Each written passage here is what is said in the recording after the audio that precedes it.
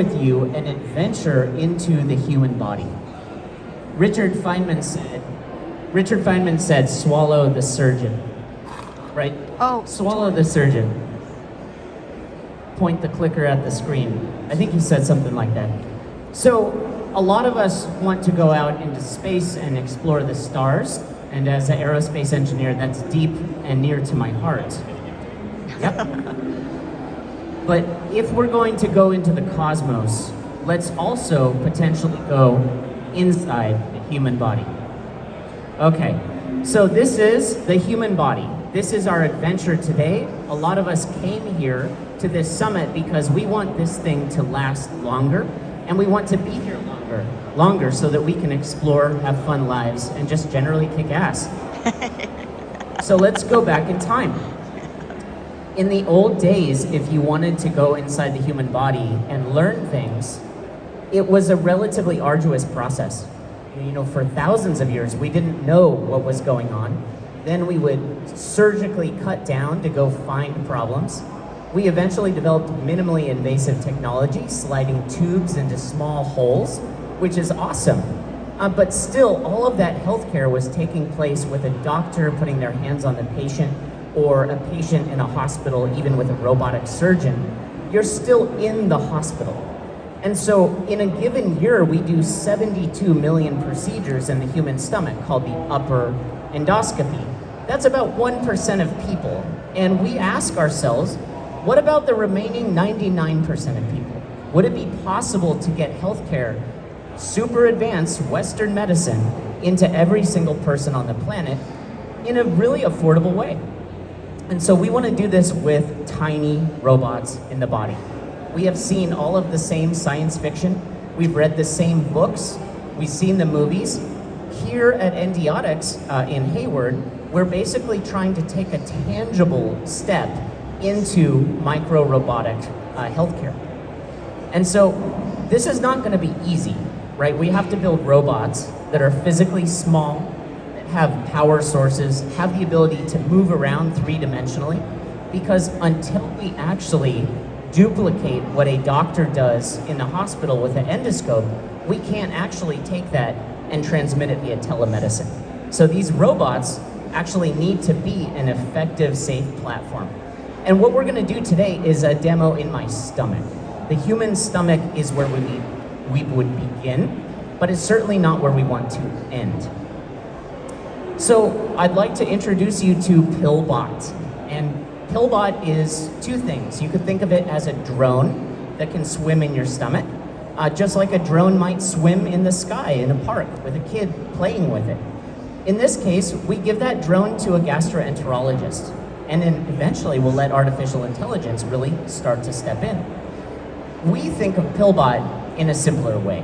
PillBot, to me, is a friendly, moving eyeball for the human stomach to understand why your tummy hurts and to give you the answers over a video call from home, where you don't ever have to go to a hospital.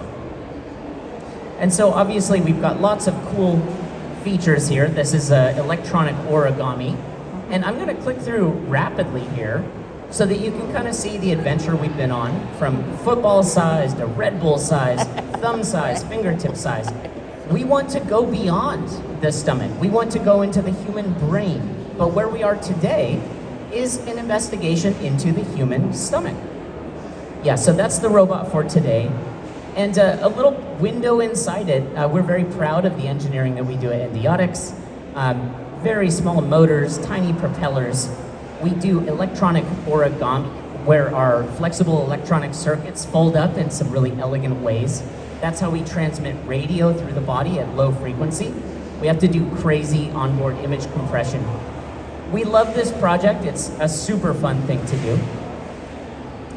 And now, I'm gonna hand this over to Kantan to start getting the tech up. And we're gonna give you a little bit of a fish tank experience in this cup of water before I then go and swallow it. So Kantan is now basically going to activate the robot. We use an optical signal to basically turn the robot on. So you can see PillBot is now glowing. He's gonna switch over his software to our Endiotics platform. Here is PillBot. Kantan is going to go ahead and switch over his software, and you're going to see a live video. Now, I'm going to need to make sure that this antenna is close to my body. So you'll probably see Kantan hand me an antenna or hold an antenna near my stomach. Like every week. All right. And first, before we swallow it, let's see it operate in this glass of water. I'll shake it around to get the thruster lumens primed.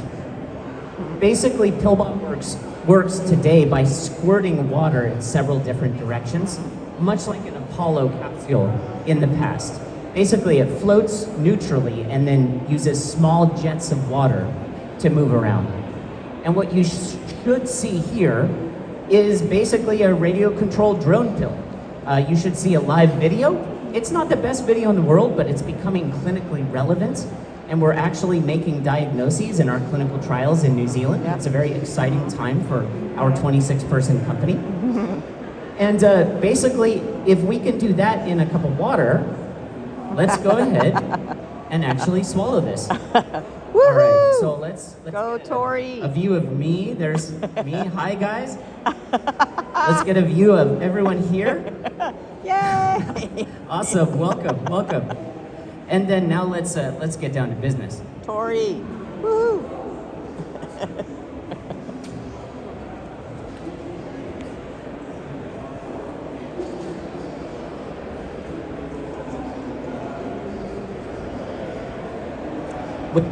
With one glass of water, my stomach is a small clenched fist.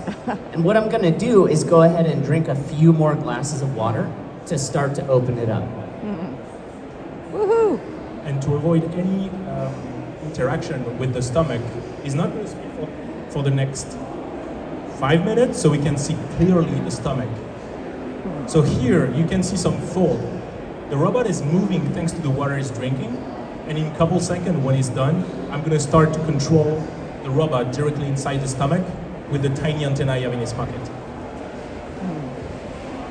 And eventually, for the courageous people in the crowd, you can come and eventually drive PillBot in his stomach. Woohoo! Tell us when you're ready.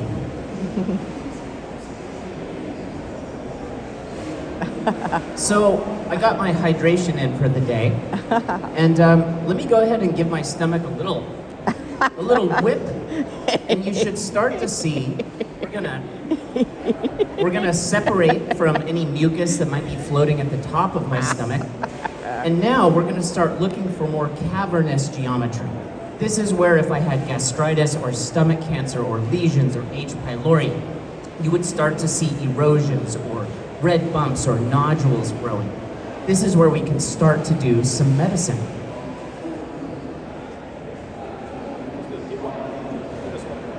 Awesome. Kantan has instructed me to drink one more glass of water.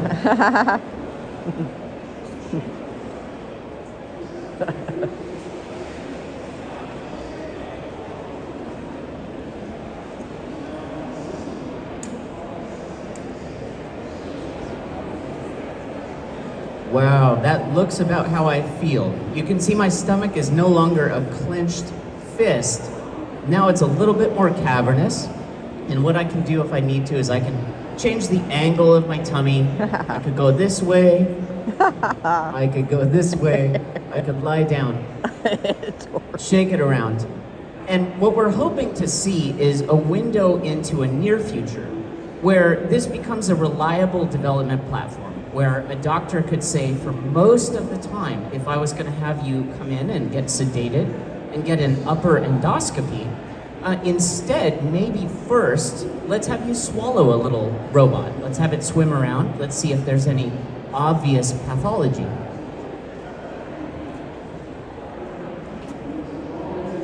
Awesome.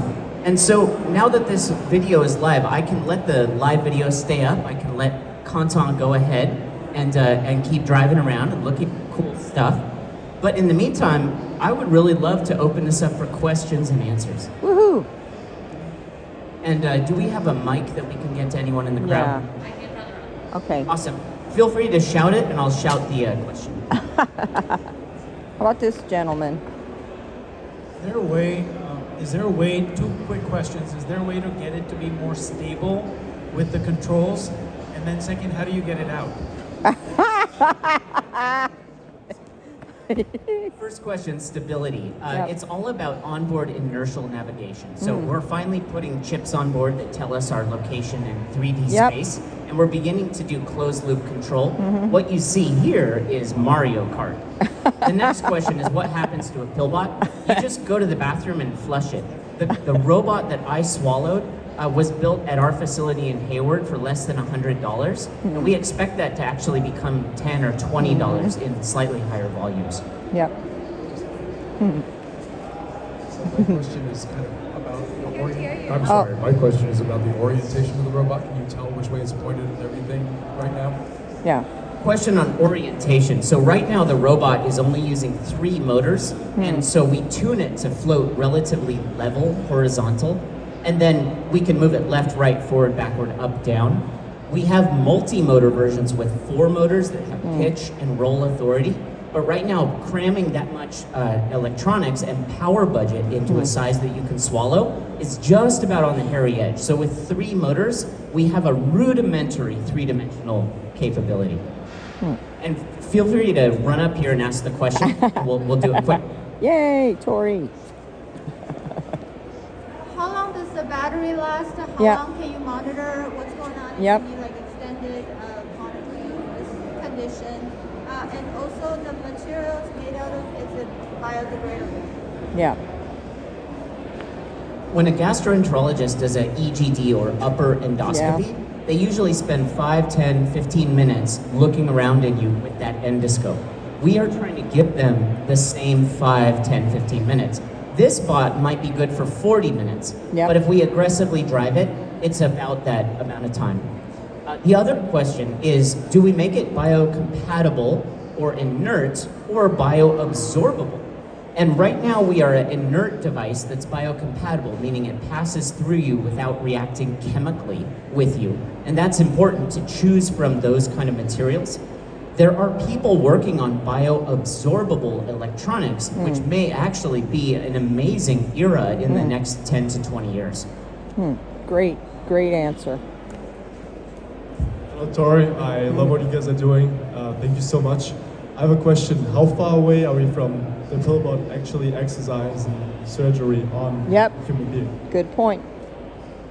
PillBot, as it stands today, is becoming a moving eyeball that's diagnostic only. We're about 18 months from US market. What you see here was, well, it moved around in the fish tank pretty well. In my stomach, it needs a little bit more tuning. But about 18 months, we should be through FDA.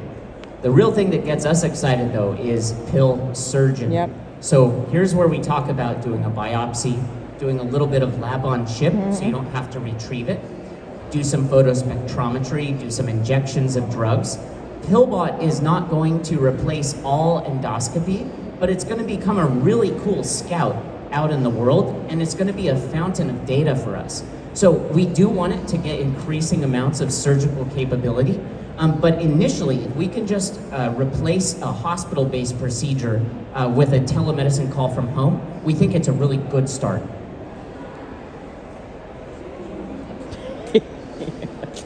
What are these bubbles that are in the foreground?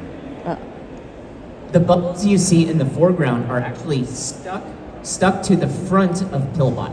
Little tiny bubbles tend to stick to things. One of the ways that we've found when our flight is nice and reliable to get the bubbles off is just gently bump against the side of the stomach, kind of like bumper cars.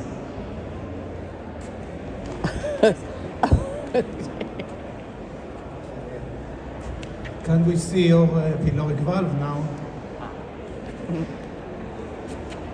So the question is, can we see my pylorus, which would look like a clenched fist at the bottom of my stomach? And if I change the angle, we will change the angle of the camera. So let's go ahead and look around.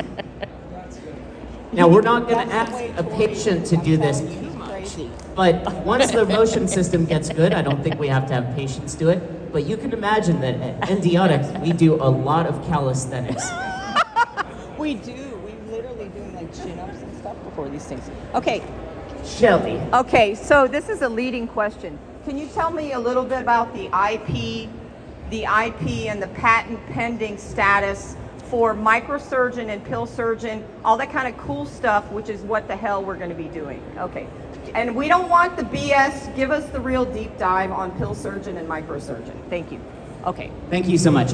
We have something like 22 IP assets, multiple US granted patents, but the thing we're really proud of is that we are finally putting the TX at the end of endiotics. Endiotics means go inside the body, understand what is wrong, and fix it with surgical intervention. And the TX means pill surgeon. We just got a big patent granted here in the United States to start putting surgical tools on. So we will need to start simple, like cut off a polyp and leave it, or take one piece of tissue and run one test on it. But we hope to actually be doing interventions with this platform. And beyond the GI tract, my personal ambition began when I lost my Aunt Katie to a glioblastoma brain tumor.